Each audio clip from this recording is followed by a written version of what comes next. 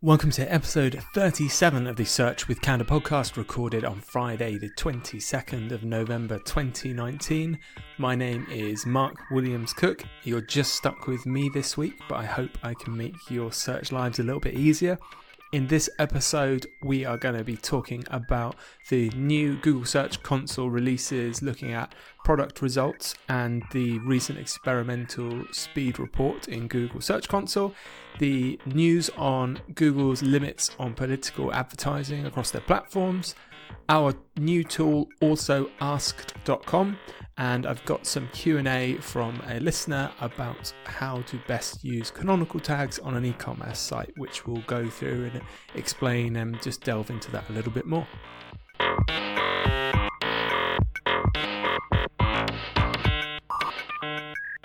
Since the last episode, we've had a couple of new updates to Google Search Console, and it's actually a trend we've been seeing now for the last few months, which is Google does seem to be pushing all of these new features, filters, and different reports into Search Console, which is really great for us working in SEO.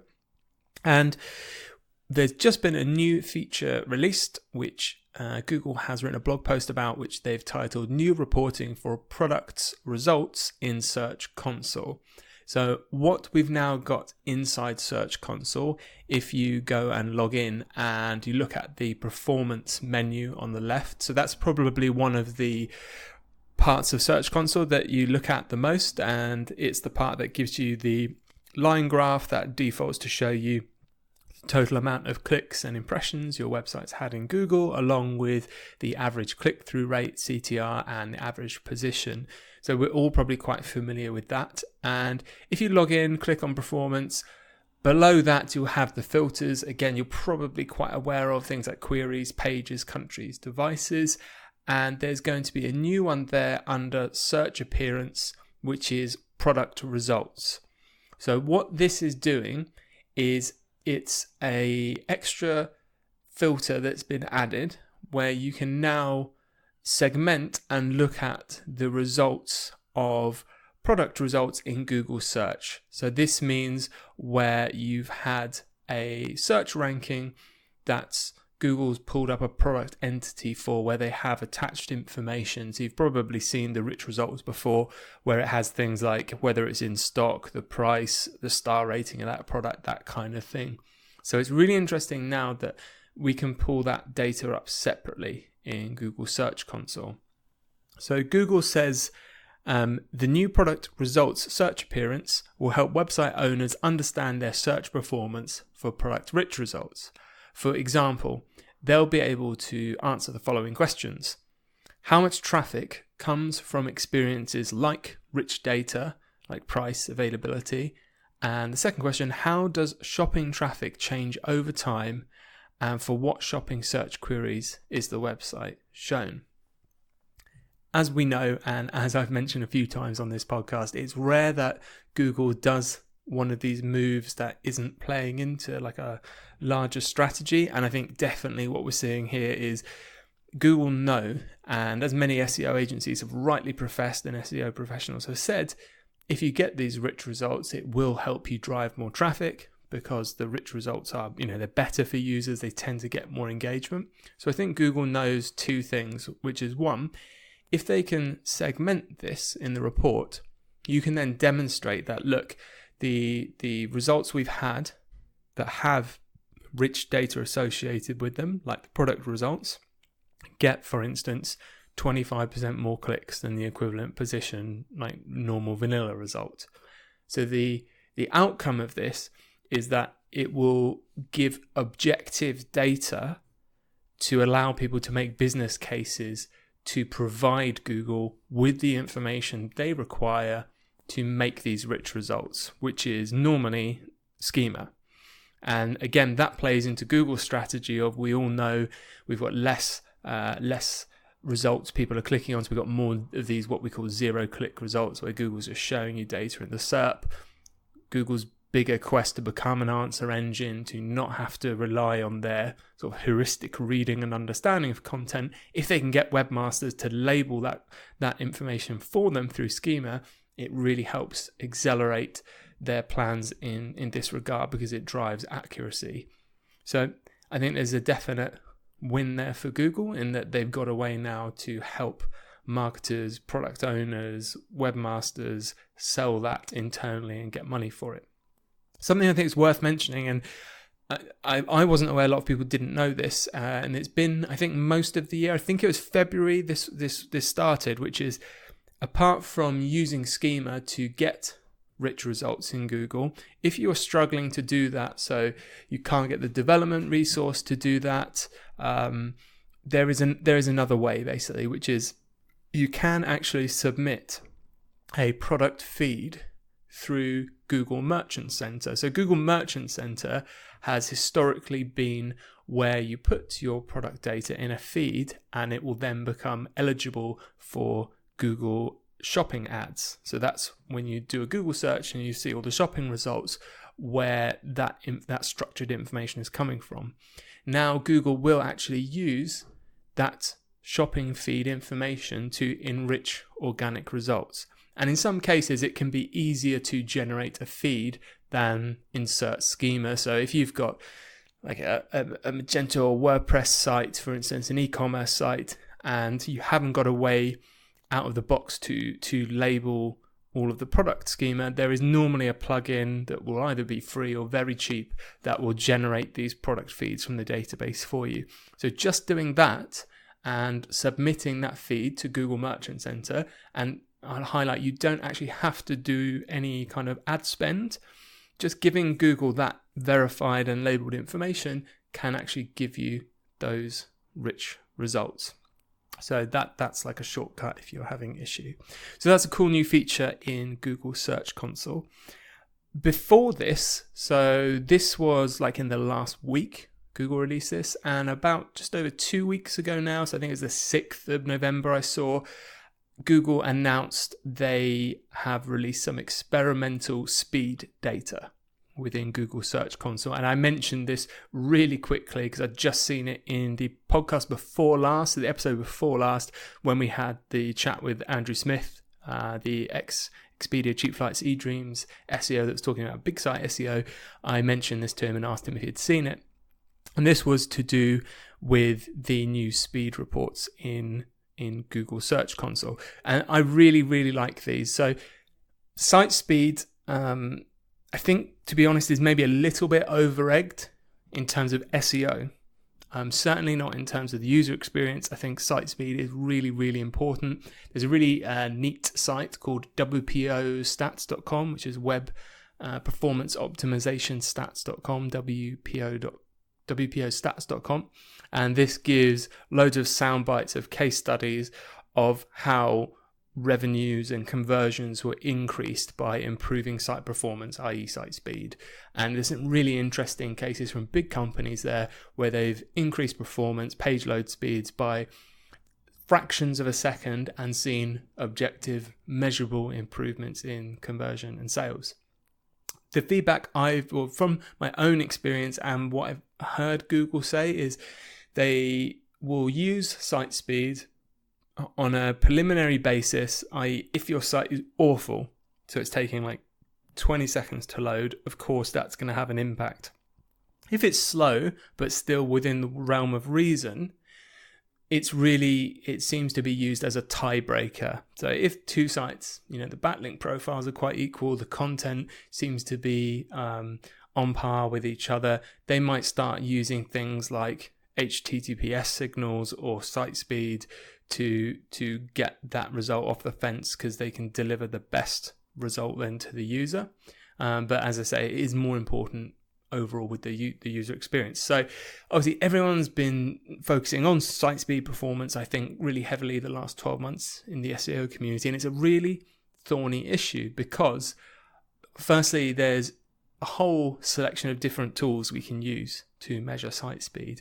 And all of those tools, whether you use GTmetrix, whether you use Lighthouse, whether you use Pingdom, all of these tools will give you different results in terms of speed. And actually the same tools will give you different results, especially if you're just doing like spot checking, because certain times of day, sometimes the server's a bit grumpy and you'll get a much slower return. I mean, if you run the same Lighthouse report a few times over a few hours, you'll see you get varying results.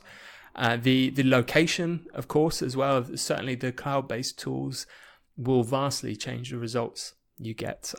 This month I was dealing with a case with a client where they had done some speed tests and everything was reported fine. But interestingly, when we were testing the site from the United States or from Canada, we were getting regular timeouts and outages.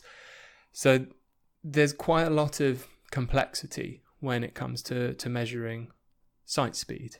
Now, inside of Search Console, there was a post on the Google Webmaster Central blog at the start of the month. It was actually the 4th of November, not the 6th, where they have released some details, and it's in what they call experimental mode at the moment, but they will give you a speed report now that groups pages into, very simply, like a traffic light system of red, amber, green, of slow, moderate and fast pages.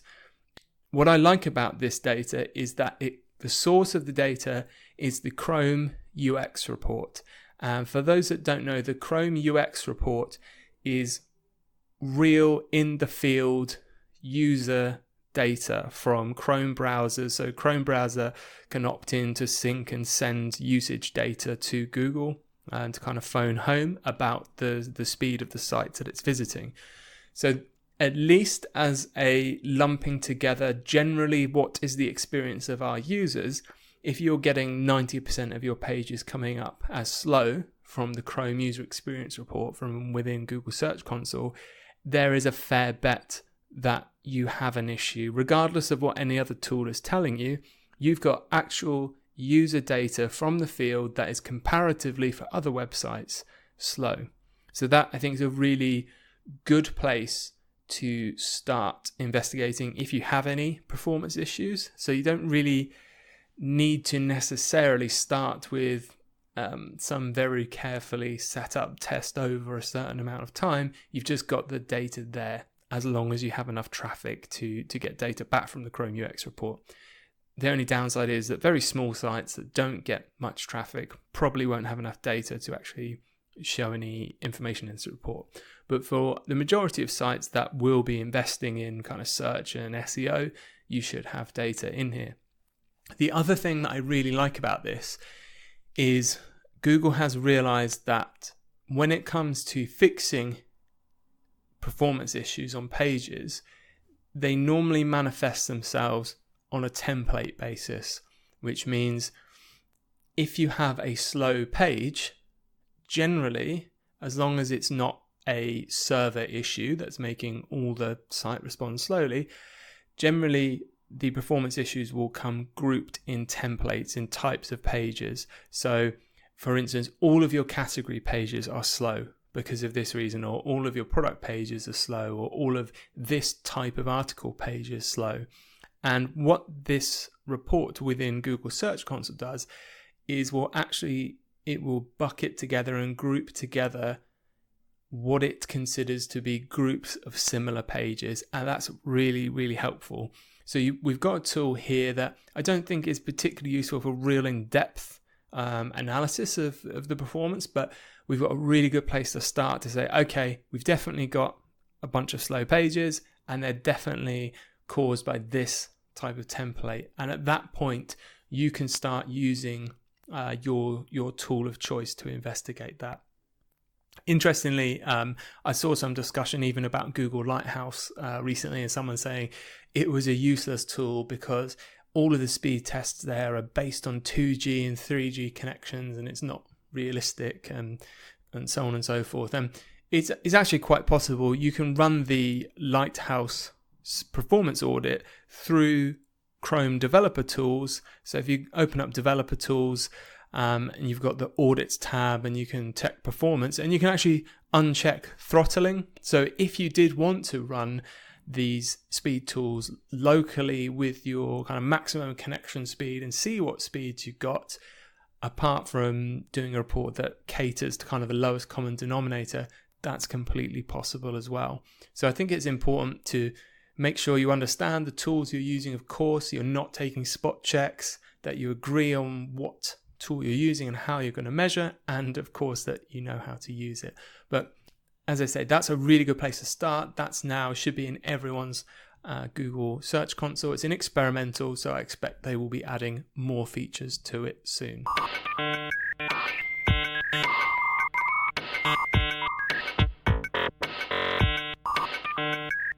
This week, Google posted about an update on our political ads policy, and I thought this was really interesting timing, what with the UK coming up to a general election. I won't read the whole post out to you because it's fairly long.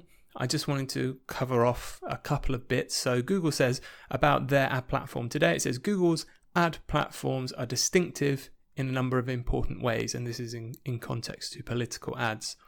They say the main formats we offer political advertisers are search ads, which appear in Google in response to a search for a particular topic or candidate.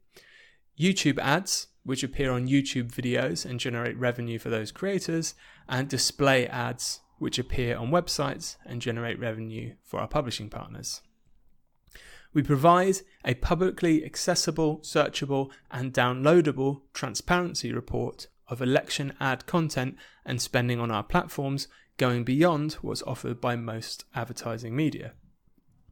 We've never allowed granular micro-targeting of political ads on our platforms. In many countries, the targeting of political advertising is regulated and we comply with those laws. In the US, we have offered basic political targeting capabilities to verified advertisers, such as serving ads based on public voter records and general political affiliations, left-leaning, right-leaning, independent. And this is where they come on to some of the changes and clarifications. So Google says, taking a new approach to targeting election ads. While we've never offered granular micro-targeting of election ads, we believe there's more we can do to further promote increased visibility of election ads. That's why we're limiting election ads audience targeting to the following general categories: age, gender, and general location. By general location, they mean on a postcode level. Political advertisers can, of course, continue to do contextual targeting, such as serving ads to people reading or watching a story about, say, the economy. This will align our approach to election ads with long-established practices in media such as TV, radio and print, and result in election ads being more widely seen and available for public discussion. It will take some time to implement these changes, and we will begin enforcing the new approach in the UK within a week, ahead of the general election, in the EU by the end of the year, and the rest of the world starting on 6th of January 2020. And this is where I find it gets interesting. So they talk about clarifying ad policies, and they say, whether you're running for office or selling office furniture, we apply the same ads policies to everyone. There are no carve-outs. It's against our policies for any advertiser to make a false claim, whether it's a claim about the price of a chair or a claim that you can vote by text message, that election day is postponed, or that a candidate has died.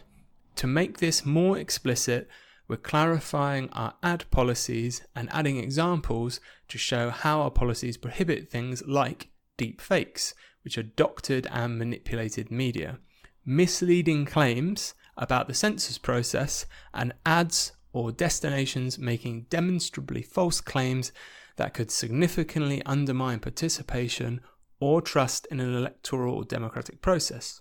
Of course, we recognise that robust political dialogue is an important part of democracy, and no one can sensibly adjudicate every political claim, counterclaim, and insinuation. So we expect that the number of political ads on which we take action will be very limited, but we will continue to do so for clear violations.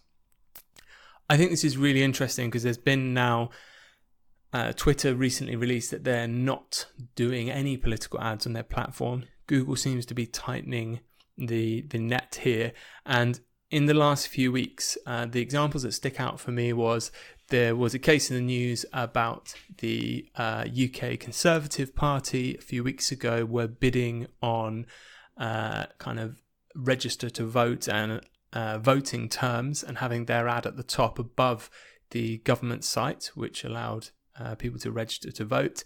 More recently, the Conservative, and this is for listeners maybe not in the UK, so the Conservative Party's main opposition, the Labour Party, this week the Conservative Party had made a website called, I think it was the labourmanifesto.co.uk, and they were using Google Ads to bid on that term Labour Manifesto. So they were essentially bidding on their competitors'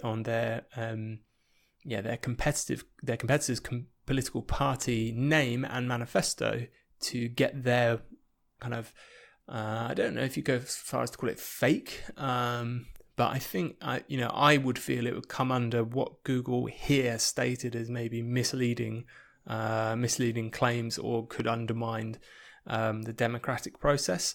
And it was interesting that it doesn't appear that any action was taken.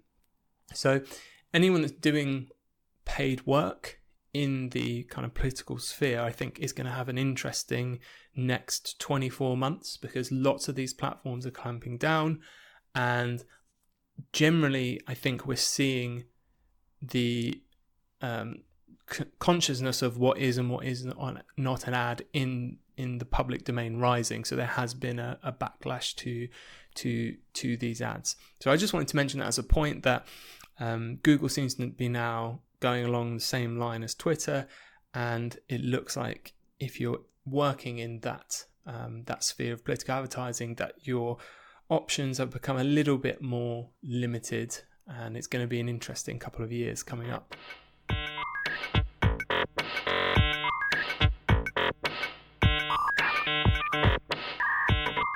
On the 7th of November, I published a tool that we have been working on, not actually that long, for sort of a week, I guess, called alsoasked.com. And I wanted to take a moment to explain a little bit about how it works and why we built it, and introduce you to it if you haven't seen it. So it went down better than I expected. There was more interest with it. So on the 7th of November, before Search Knowledge, just kind of tweeted that we put an alpha version up. Alpha meaning that it's not finished. There were features that we would still like to add that we haven't added, and the caveat that everything might be broken, bits might be broken, things might not work quite right. And what it is, alsoasked.com is a tool for you to get information from Google from the people also asked boxes. So you've probably seen, especially if you're in the UK or in the US, if you do a search in English, for most search terms, you'll now get a box in the search results of 3 or 4 different questions, and it will say people also asked. And if you click on one of those questions, you'll get the answer to it, and it will open up then another 3 or 4 questions that are related to that question. And this data, I think, is incredibly interesting and useful, because it's a direct kind of feedback loop between what people are typing into Google, how Google understands topics and questions, and a real good insight into, if someone types this topic into Google or this question, what is the intent? What questions should we be answering?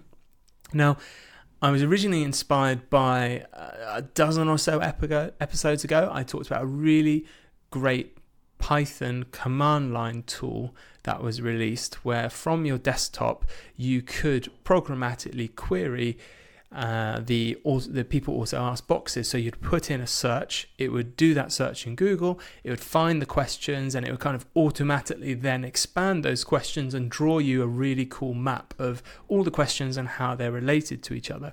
It was really, really good to get ideas for content, to instantly get feedback about what our content should be covering, how we should group it, how we should organize it, what different entities Google think is related, or people think is related to all of these topics and things and questions. It was really, really useful. One of the things that occurred to me was most people probably are not comfortable running command line Python tools, installing packages, making sure they've got the right version of Python installed. If you haven't done it before, it's quite complicated. So we wanted to make a web-based version of this, which we have done.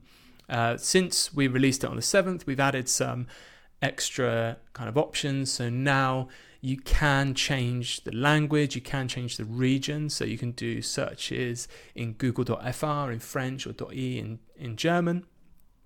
Interestingly, there are a lot less people also ask results in other languages apart from English. It seems to be predominantly English where Google is using these boxes so much. But as those results grow with other languages, the tool will adapt to this and it will provide those answers. So if you're doing a search, for instance, in Arabic, there aren't many also ask boxes triggered in Arabic, so it will just come up and say we can't find any people also ask results for this search term in Arabic. And we've seen this actually when we spoke about the Google BERT update recently. I noted that they said the BERT algorithm is actually only in use currently in the US and in English, and they were planning on rolling it out to other languages because they need to have that better understanding of the language. So it's on alsoasked.com if you want to go look at it.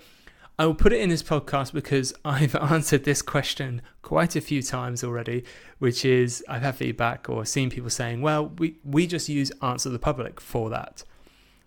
If you haven't seen Answer the Public, I don't know where you've been, but it's a really great tool at answerthepublic.com. It's quite well known. And if you put a topic into it, it will use Google Suggest data, which is like the autocomplete data and suggested searches to populate all other kinds of searches that are happening around that search term. And it's really great for getting a really bird's eye view of a topic. It does not use what alsoasked.com is using, which is the people also asked data.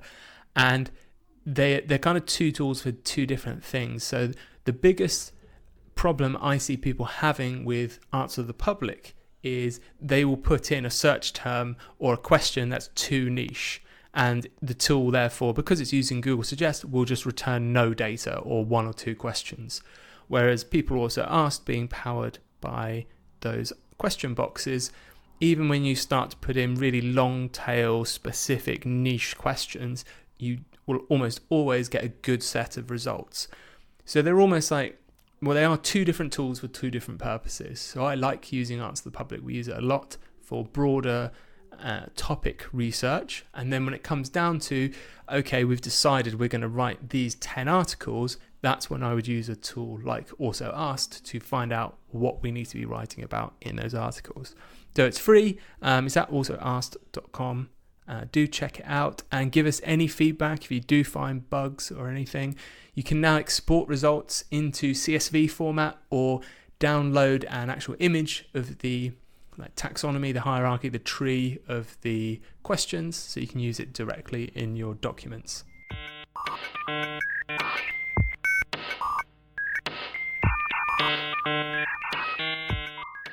Lastly, I want to wrap up with some Q&A. So this question was actually submitted a few weeks ago and I just didn't get round to it. It's from a chap called Andy Woolley, and he has asked a really interesting question around canonical tags. And I was trying to dig up the question, and I spoke to him today just to confirm exactly what it is he was asking.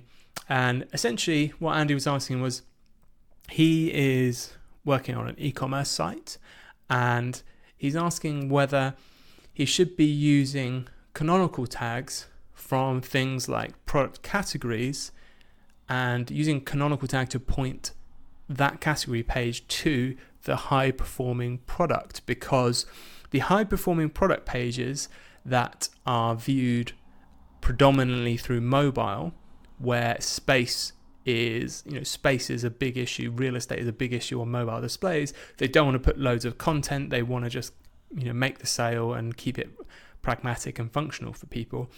Would there be a benefit in, if you've got the extra kind of content on the category page, to use that as a canonical version or use the product version as the canonical version of the category page.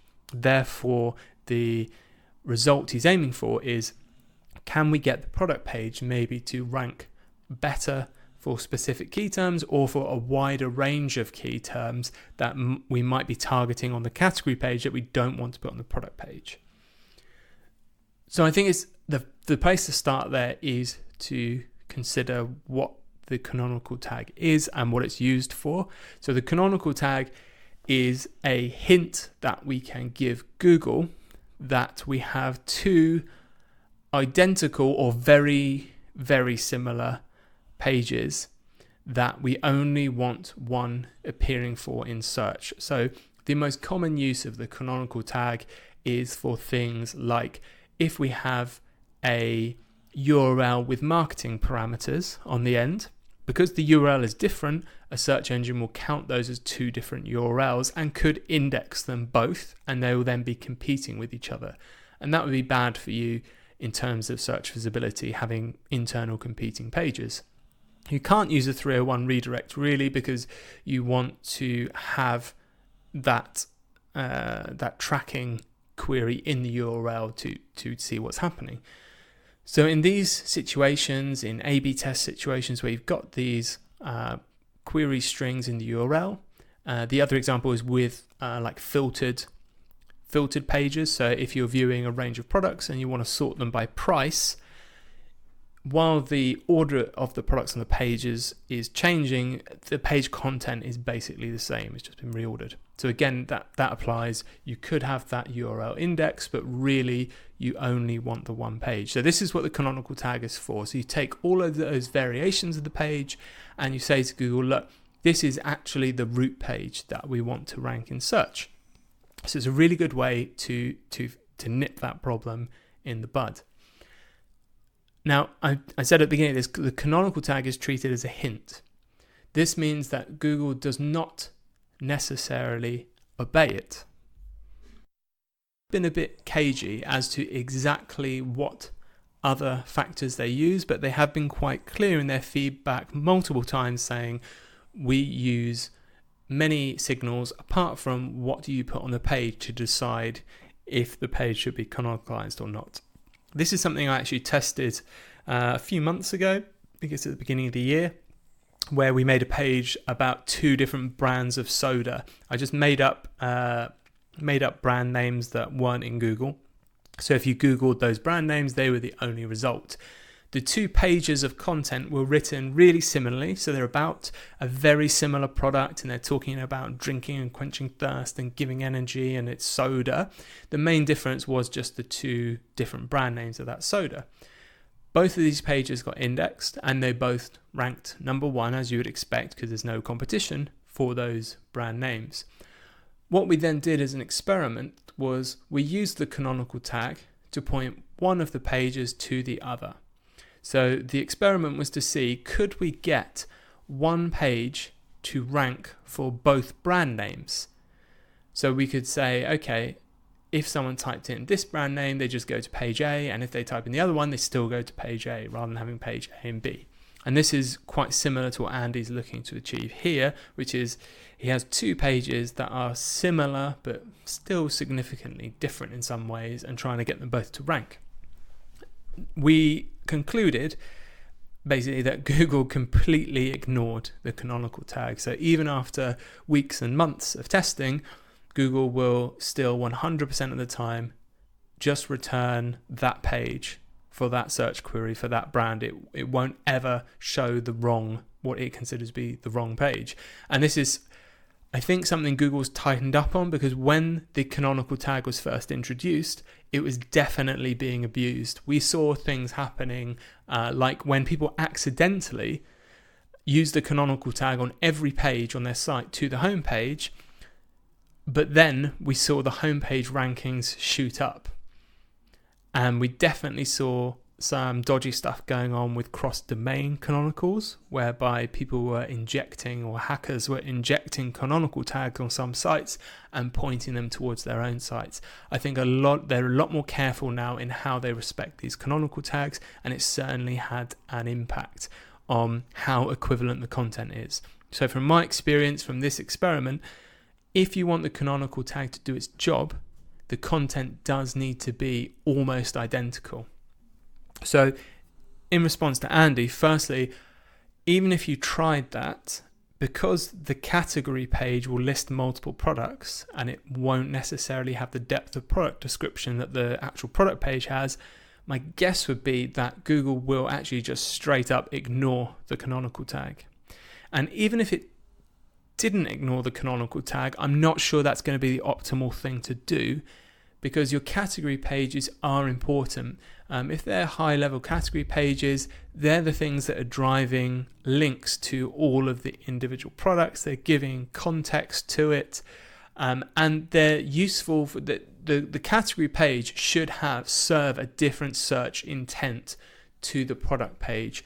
So if someone is generically searching for a type of product and not a specific product, that's when I believe, and obviously there will be some edge cases to this, but generally that's when you want to be serving them a category page. So it's like you're looking for this type of product, you're not sure which one you would like, but here is the range that we offer. Whereas only if they are searching for, a specific 2-inch diameter blue widget that does this, then that's when you want to show them the product page. So the answer is I don't think using canonical tags in that way would probably do what you're looking for it to do. But certainly I'm all up for experimentation. It's a lie, I hate being proven wrong, but I'm always interested when I am, and it does happen. So if you do want to test it, Andy, please do, and let me know the result, and we can talk about it in a future episode. That's everything we've got time for now. We've run over half an hour already. I hope you've enjoyed this episode. I'm going to be back again 1 week's time next Monday, which will be Black Friday territory. So we'll be talking about most likely what we're seeing in terms of search, PPC and SEO around that. Hope you all have a great week. Please do subscribe and all that jazz if you're enjoying the podcast. As usual, you can find all the links to the resources at the notes at search.withcandour.co.uk.